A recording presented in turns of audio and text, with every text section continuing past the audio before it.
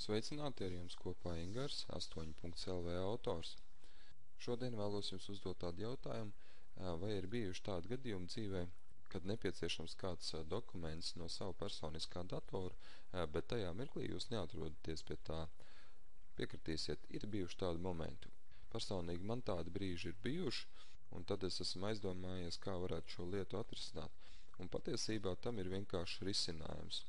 Un šajā video es vēlētos ar jums padalīties par šo risinājumu.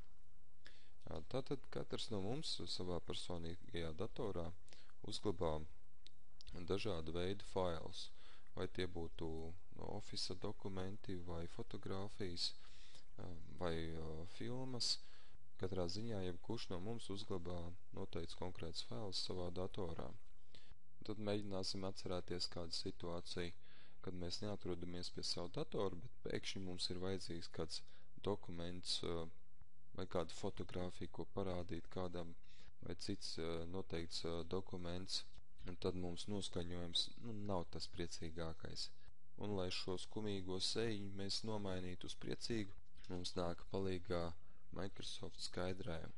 Lai būtu vienkāršāk saprotams, tad mūsu datorā ir cietais disks, kurā uzglabājās informācija. Un tātad skaidrēju ir apmēram tāds pats kā cietais disks, kurā var uzglabāt savus dokumentus. Un šis skaidrēju atrodas uz Microsoft serveriem. Tātad, lai piekļūtu pie skaidrēju, ir nepieciešams internets. Ja internets mums ir, tad mēs savus dokumentus varam pārsūtīt uz skaidrēju, līdz ar to tajā uzglabāt šos dokumentus. Un jebkurā brīdī, jebkurā momentā mēs pie šiem dokumentiem varam piekļūt. Un tad mēs jau esam priecīgāki, jo mēs zinām, ka uz skaidrēju mums atrodas konkrēti dokumenti, pie kuriem mēs vēlētos nokļūt noteiktā momentā. Un piekļūt mēs varam jebkura cita stacionārā vai mobilās ierīces, vai tas būtu kāds portatīvais dators vai smartphone telefonu.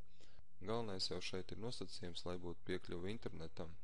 Tad, ja mēs atrodamies darbā, vai arī pie kāda esam ciemos, vai tai pašā laikā arī tā ir, teiksim, mūsu mobilā ierīce, un ir brīdis, kad mums ir nepieciešams kāds fails, ar ko padalīties, vai viņu rediģēto dokumentu, pieņemsim, mums atliek tikai pieslēgties pie interneta un savienoties ar skaidrēju serveri, un mēs esam piekļuvuši pie saviem dokumentiem, kur atrodas uz šī skaidrēju.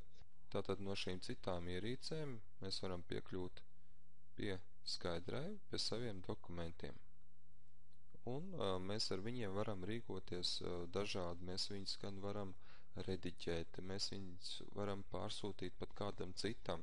Mēs viņus varam arī augšuplādēt uz kādu no šīm ierīcēm. Pēc būtības skaidrējumā ir ļoti daudz un plašas iespējas. Tai pašā laikā visi dokumenti, kas atrodas skaidrējumā, viņi jau sinhronizējās ar mūsu personālo datoru. Ja attiecīgi personālajā datorā ir uzinstalēta speciāla skaidrēju programma, kuras palīdzību automātiski sinhronizējās visi faili, kas atrodas skaidrējumā un personālajā datorā. Šeit varētu būt jautājums, cik tad ir liela atmiņa skaidrēvā. Microsoft piedāvā bez maksas 7 GB lielu atmiņu. Tā ir diezgan pietiekoši liela atmiņa, lai tajā varētu uzglabāt daudz Office dokumentus. Savukārt, protams, ja vēlēsieties uzglabāt tajā video fails, tie daudz vairāk aizņem vietas un varētu arī drīz vien nepietikt šie 7 GB. Taču Microsoft arī piedāvā šo atmiņu palielināt, taču par to jau būs jāmaksā gada maksa Microsoftam. Pēc būtības šeit ir vienkārši risinājums, kur iesaka arī izmantot jums, un varēsiet piekļūt pie saviem dokumentiem no jebkuras vietas, jebkurā laikā. Tas un šoreiz arī būtu viss. Ja vēlaties vairāk informācijas un vairāk video par skaidrēju, apmeklējiet manu blogu 8.lv. Tiekamies nākamajā reizē.